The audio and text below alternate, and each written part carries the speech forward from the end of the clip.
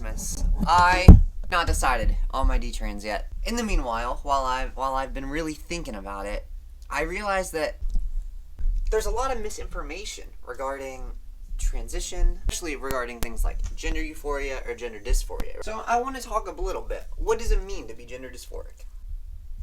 I got low battery, so I gotta do this quick. I want to clear up some misinformation regarding transgenderism. What does it mean to be gender dysphoric? What does it mean to be gender dysphoric nowadays? That's what everybody's really asking. I did a whole bunch of research on this. I should probably go grab my notebook.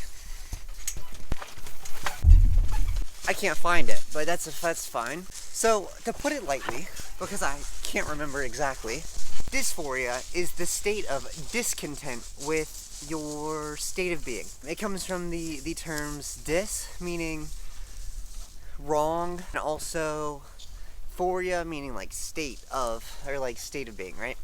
So if you're dysphoric, you're in a negative state of being. You're in an unhappy state of being. So what does that mean? Can you be dysphoric as a cis person? Yes, you can 100% be dysphoric as a... Yes, you can 100% be dysphoric as a cisgender person.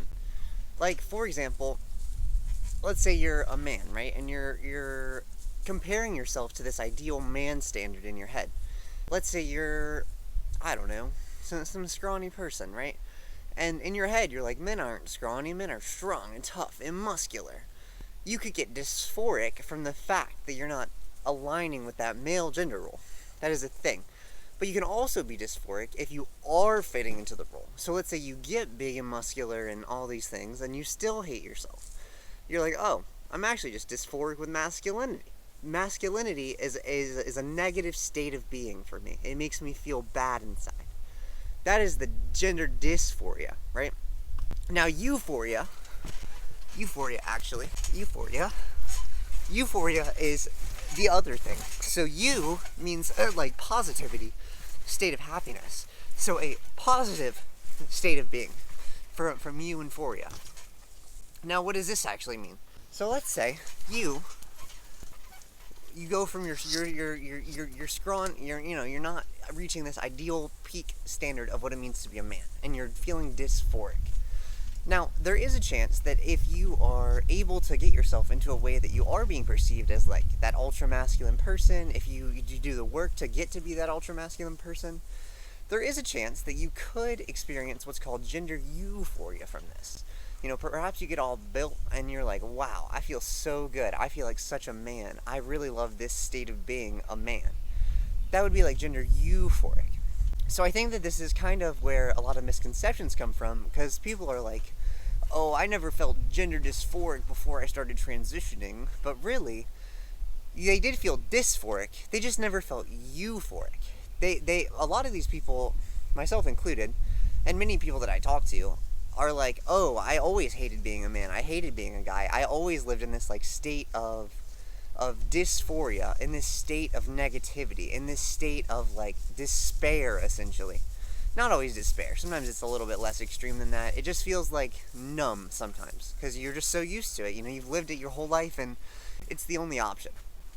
Whatever. But then they start to transition to a more feminine ideal, and they feel a state of positivity at the femininity. They feel excited at the femininity. They feel happy. They feel like they're in a positive state of being by reaching this new goal. Or not this new goal, but this new ideal that they may have not tried to consider themselves a part of before. Yeah. So I think that's just a little bit about gender euphoria and gender dysphoria, that I think it is often misunderstood by people who are exploring their gender journey. Now, for myself specifically, I will respond both now and in regards to, like, back then. Back then, I think I got gender euphoric in times where I could be considered masculine, and also times when I could be considered feminine. But I was mainly dysphoric with my masculinity. I never really liked being a man. I never liked being a boy. I didn't like when people would say things like, "Oh, you're so good at this," for a guy. "Oh, you have great hair," for a guy. I never really liked being pushed into the box of man or boy. It never really felt good inside of my body. And like inside of my body, it just felt like numb. It felt like this void inside of me, that I have come now to recognize as dysphoria. But I just lived in it. I was just like drowning in it. So I didn't know what it was then. And then I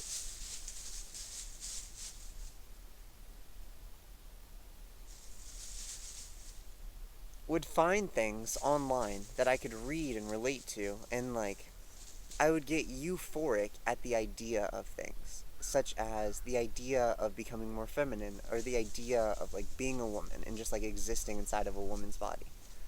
Um, I would get euphoric at the idea, or not even the idea, of like using like face app, like those like AI face changers. I used to get really euphoric. Well, I don't know if I still do. I don't use them anymore, but I used to get really euphoric at the picture of myself more femininely. Um, and it felt really good inside to like align myself with these things. So I would never say that I am like gender dysphoric as the positive things I experienced. I was gender dysphoric in that I disliked a lot of things. And now, okay, so that was then, but now I still do get dysphoric with a lot of things associated with masculinity, right? Like, if I had to like be a man, that would be extremely dysphoria inducing. But my body's changed a lot over the course of the past 2 years, so I no longer feel super applicable to that. However, now on the flip side, on this side of the spectrum, I do get dysphoric sometimes when I'm viewed as like too feminine. Oh, there's some pretty birds. Pardon the interruption. Now, I do get kind of dysphoric when I'm perceived as like too feminine. But I think this has to do with a lot of the negative stereotypes in my head. Not stereotypes, the like negative correlations, I think. Like I'll get dysphoric when people will be misogynistic towards me.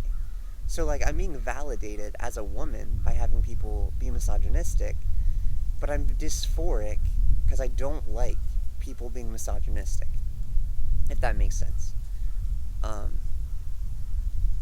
in those moments, I want to like dissociate from femininity, and not necessarily towards masculinity, but just towards like personhood. I just want to be a person. I don't really want to like be either extreme end of the spectrum. I just want to exist. And like I feel gender euphoria and gender dysphoria in a lot of different areas in all of these things. You know, sometimes it feels good to be more masculine or like embody more masculine caricatures, for lack of a better word. And other times it feels better to be more feminine and like embody more feminine caricatures. It really just depends on like the actual scenario, and like I don't know. A lot of my dysphoria comes out of social things. I think that for the most part, I like how I look more than I used to like how I look. But I don't think I really love how I look, if that makes sense. But it's because I have a lot of like things in my head that I have clocked as masculine that are dysphoria inducing, because they make me think of like being a man, quote unquote. And as I mentioned earlier, being a man for me is kind of dysphoric. And these would be things like my bone structure, or like the way that I developed because of my testosterone puberty, or I don't know, just other like dysphoria things.